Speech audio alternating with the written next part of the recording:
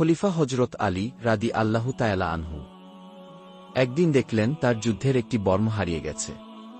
কিছুদিন পর বাজারে গিয়ে তিনি দেখলেন এক ইহুদি লোক সেই বর্মটি বিক্রি করছে।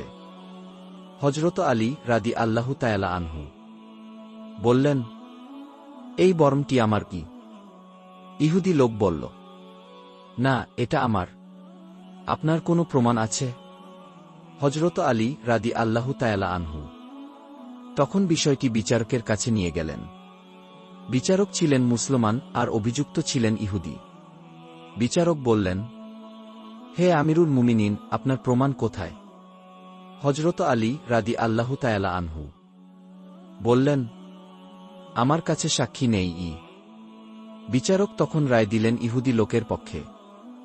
এই ন্যায়বিচার দেখে ইহুদি লোক কেঁদে ফেলল এবং বলল, এটা শুধু একজন নবীর উম্মতের খলিফাই করতে পারেন।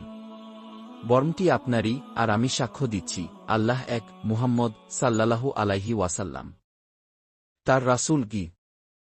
সেই দিন ন্যায়ের আলোতে এক হৃদয় ইসলাম গ্রহণ করল। এখান থেকে শিক্ষা নেওয়া যায়, ইসলাম ক্ষমতার নয়, ন্যায়ের ধর্ম।